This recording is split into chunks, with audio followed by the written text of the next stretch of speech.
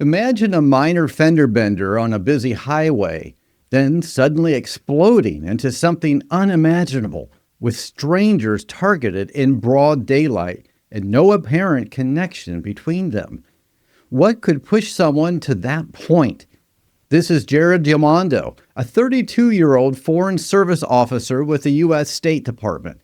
He lived in McLean, Virginia, and on March 1, 2026, following a minor traffic collision on Interstate 495 in Fairfax County, he allegedly exited his vehicle armed with a knife and carried out a violent stabbing attack.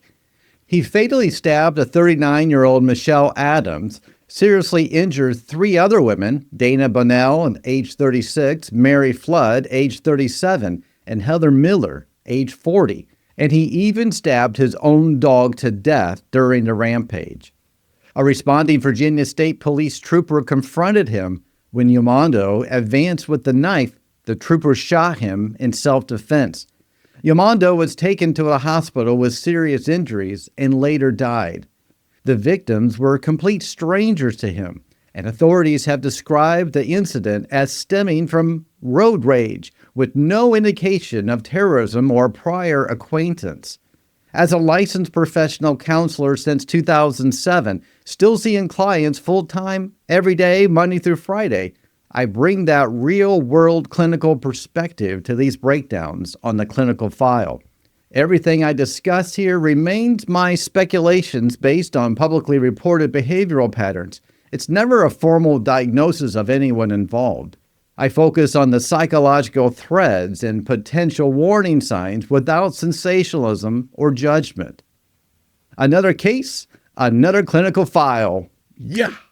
The most recent updates confirm that Llamado had been working as a diplomatic technology officer for the State Department since September 2024.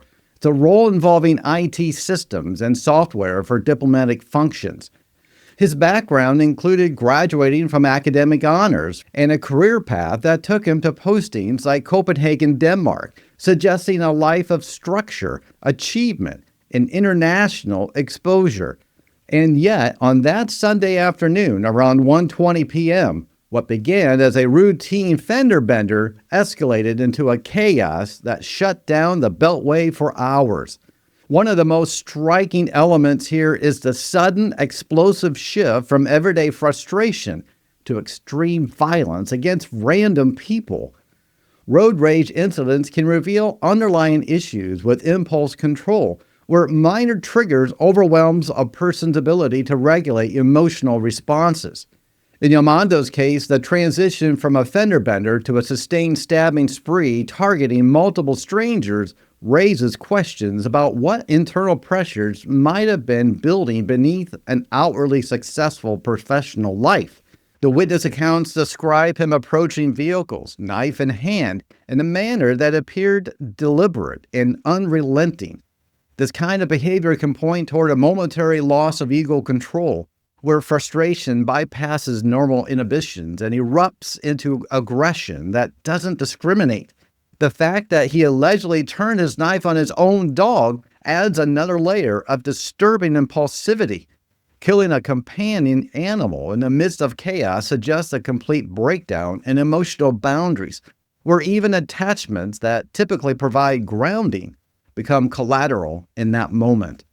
Psychologically, such a rapid escalation often ties into poor frustration tolerance, a concept where individuals struggle to endure discomfort or perceive slights without overreacting. In high-achieving professionals, this can sometimes stem from perfectionism or chronic stress accumulation, where the facade of control cracks under unexpected pressure. Llamado's career demanded precision and diplomacy, yet incident unfolded in a public, high-traffic space with no escape plan evident, almost as if the outburst overrode any rational assessment of consequences. This reminds me of cases where seemingly stable individuals experience sudden decompression under acute stress. For comparison, consider the 2017 case of Michael Slager, the South Carolina officer involved in a traffic stop that escalated fatally. Or, more relevantly, instances of extreme road rage like the 1991 case of Reginald Denny during the Los Angeles riots, where ordinary frustrations ignited disproportionate violence. In Llamado's situation, the randomness of the victims underscore how the target wasn't personal. It was displaced rage finding the nearest outlet. As someone who spends far too much time thinking about these patterns, even I find the contrast between its professional accomplishments and this moment jarring. It illustrates how overconfidence in one's ability to manage stress can sometimes mask deeper vulnerabilities in emotional regulation. The choice to arm himself with a knife and pursue strangers on foot along a highway reflects a level of disregard for detection that one might charitably describe as optimistic about evading consequences. Events unfolded as a sequence that left a trail of evidence and witnesses that made the investigation unusually straightforward for authorities. Humans can sometimes demonstrate remarkable creativity in rationalizing explosive actions after the fact, but here the act itself occurred in real time, captured on video and traffic cameras, with no apparent attempt at concealment. This mismatch between the perceived control and actual detectability highlights how impulse-driven behavior can override foresight. One psychological angle worth exploring here is the potential role of intermittent explosive tendencies, where brief, intense outbursts of aggression far exceed what the situation warrants. If underlying stressors, perhaps job-related pressures from diplomatic work, relocational adjustments, or unaddressed personal strains were present, a minor trigger like a crash could have served as the final straw.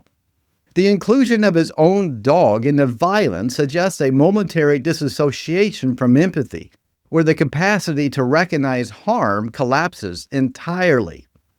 Another red flag in such cases involves the absence of de-escalation cues. Witnesses reported bystanders attempting to intervene, yet Llamado continued until confronted by law enforcement. This persistence points towards a tunnel vision focus on aggression, common in states of heightened arousal where rational thought narrows dramatically. If walking through these behavioral patterns gave you new insight into how sudden stress can unravel even high-functioning individuals, I'd love to keep bringing you these breakdowns. Subscribe if you want the next one to land in your feed. That way, you'll always have the psychological context ready when another case breaks. It's free, takes 2 seconds, and helps me keep making content that actually matters. The stabbing of his own dog stands out as a particularly tragic and telling. Pets often serve as emotional anchors, providing unconditional attachment. Attacking your dog in a rage state can indicate a profound disconnection from those stabilizing influence, perhaps signaling that internal resources for self-soothing were exhausted. Comparatively, similar outbursts appear in cases like the 2018 road rage incident involving a driver who attacked strangers after a collision, driven by accumulated frustration rather than targeted intent. What ties these together is the why, not revenge against a specific people, but an eruption of pent-up dysregulation that seeks any release. Llamado's actions also reflect overconfidence in the moment, where the belief that one can act without immediate repercussions overrides reality. This classic mismatch between perceived cleverness and actual detectability often predicts forensic difficulties, as seen here with immediate police response and overwhelming evidence. The randomness of the victims, no prior connection, no motive beyond the crash, underscore displaced aggression, where anger finds a proxy target. This can link back to a broader patterns of poor anger management, where unresolved tensions build until they overflow indiscriminately. As the trooper arrived, Llamado's decision to confront armed law enforcement rather than disengage further illustrates impaired judgment under duress. In high arousal states, threat assessment falters, leading to choices that escalate rather than resolve. These patterns of impulse control failure, displaced rage, empathy collapse in the moment paint a picture of acute decompensation rather than a premeditated malice. The tragedy lies in how quickly everyday irritation transforms into irreversible harm for innocent people. Here are the key mental health terms that I reference throughout this video, with brief definitions for clarity. Impulse control, the ability to resist urges and delay gratification. Impairment can lead to sudden, disproportionate reactions to triggers. Frustration tolerance, capacity to endure discomfort or setbacks without escalating emotionally. Low tolerance often results in explosive responses.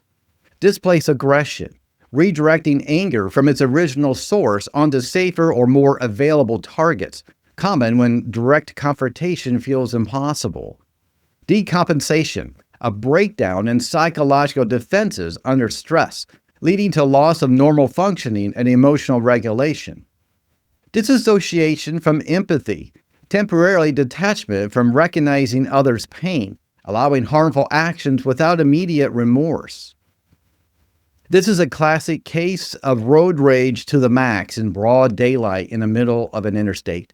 So what did you think about the Jared Llamado case? Were there any of the psychological dynamics or the mental health patterns that stood out to you? And that, my friends, closes this clinical file. Until next time, keep looking a little deeper, stay curious, and stay safe. And I'll be profiling my own coffee choices in the meantime until the next file opens.